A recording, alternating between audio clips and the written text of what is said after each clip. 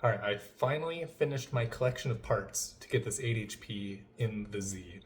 First off, we got our Turbolamik TCU with its wiring harness, all of its fun little goodies, including a DCT shifter. That's going to be pretty satisfying.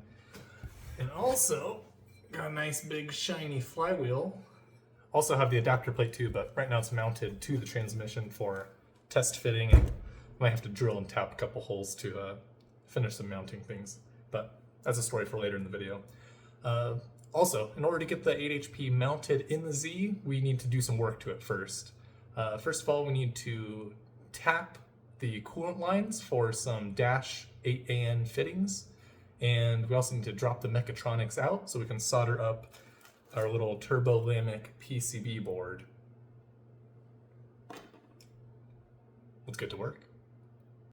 Alright, so like I just said, the 8HP originally has a, well, at least this version, originally has a oil cooler or fluid cooler on the side, and we yanked that off. I'm not going to be using that, don't have room in the transmission tunnel. So I'm going to tap both of these ports for this dash 8 to dash 6 fitting. And then we'll be able to run 2 90-degree bends straight forward to some lines to a cooler.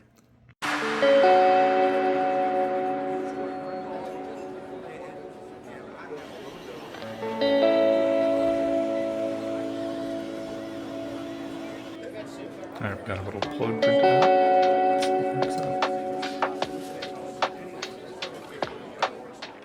And while we're down here, here's our Adamat adapter plate. Absolutely beautiful. So this adapter plate is for a Challenger or Charger transmission, and this is a Ram transmission, so 2 of the lower bolt holes don't match up at all to the transmission. So I think I'm going to drill some holes in the adapter plate and then tap them just for some added security. It looks like all of the bolt holes from here on up all match up, so we should be good there. Alright, our lines are tapped. Got our AN fittings in there, 90 on one. And I think next up we're going to put the adapter plate on the engine and then see if we can get this thing bolted up. Alright, so we have pressed our torque converter adapter in there because this is an early style torque converter, so it's a smaller diameter. And we have test mocked up the adapter plate. God, that's gorgeous. With just 2 bolts. So I think next we are going to mount the flywheel and get it torqued down.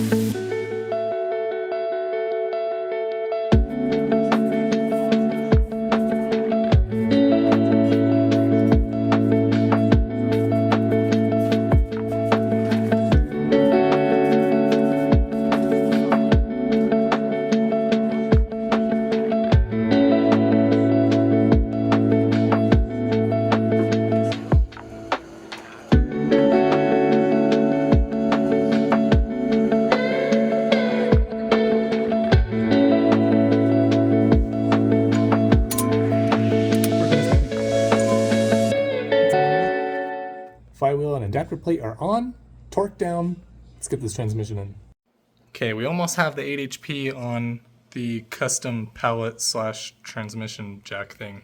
Anyways, so lifting this up onto the pallet underneath the car when it weighs 200 pounds is next to impossible. So I'm utilizing some ancient techniques of 2x4s and ratchet straps. Alright, the 8HP is mounted to the 1UZ, but we're not quite done. Well, first we have the torque converter bolts. Can't see them at all. They are torqued down. And now we are going to work on the transmission mount utilizing the old one. Very simple but very beefy. So I think I'm going to cut notches in the original transmission mount and then kind of make a slot. So this one will slide into it and then I'll weld it all up. Alright, here's the notch we cut out of the stock 8 HP transmission mount. Cut a bit of the ear off as well. Let's see if it matches up with the CD09 one. Alright, we have transmission mount bolts in, which means we cut out enough of the original 8 HP transmission mount and the previous CD09 one sits in its notch very happily. So I just gotta weld all this up. Another thing to note is the transmission pan, being plastic, super vulnerable, but it's sitting above the frame rails about an inch or so.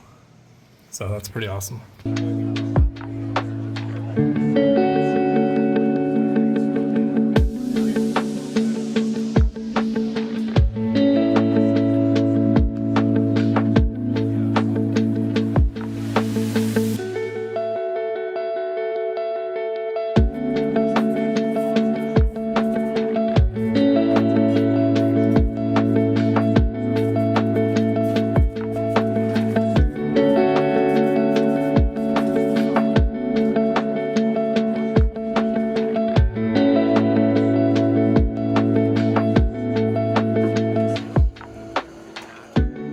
Time to drop the trains for the last time. Oh my god, where's the transmission? Oh, that's right, it's totally mounted.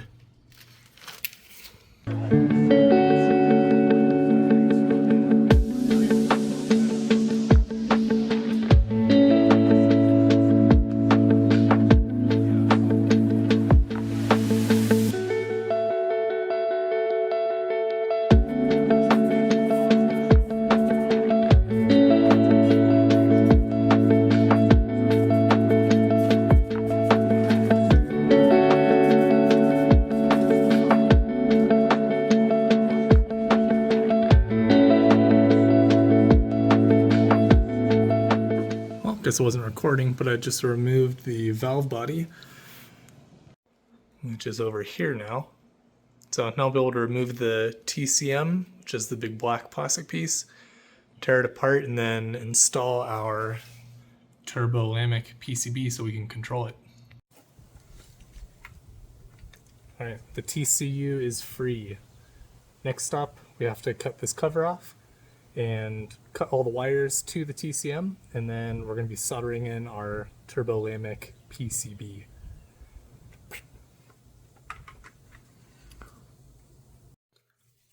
Alright, now we have to cut this cover off so we can get to the TCU inside here and solder on our PCB.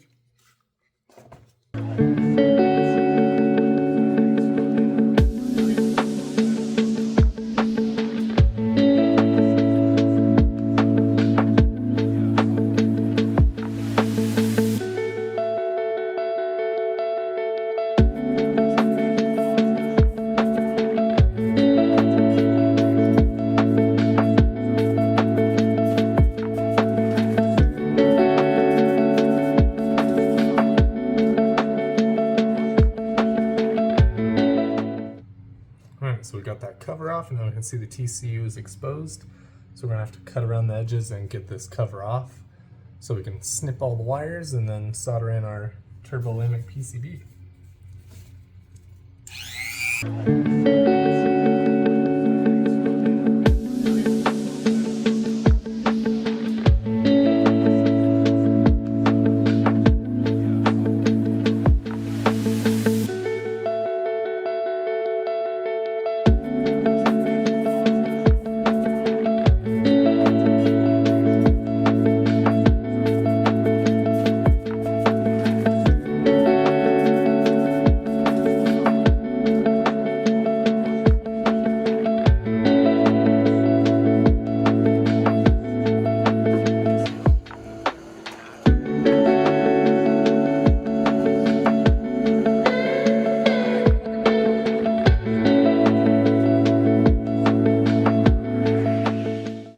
PCB is wired in.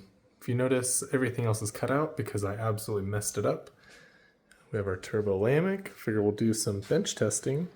So we'll give that guy some power. And we can check the error codes. Should only be error 33 because it's not connected to CAN bus. And looks like we have success.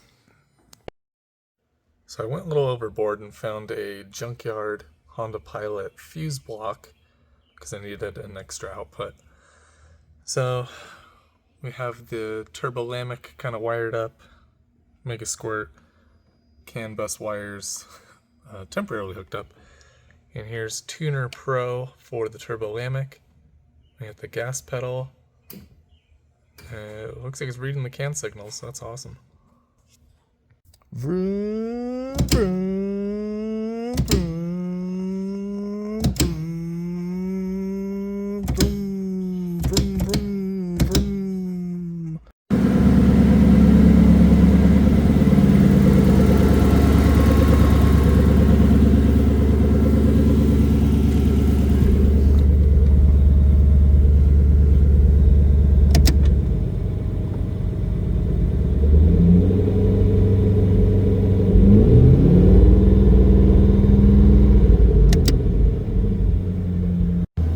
Here we are in regular drive mode.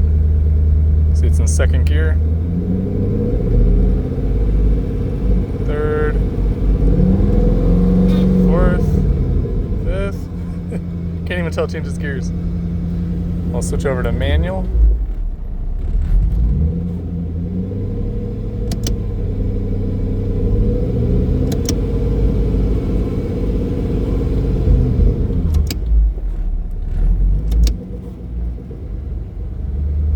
I think that concludes this video for now.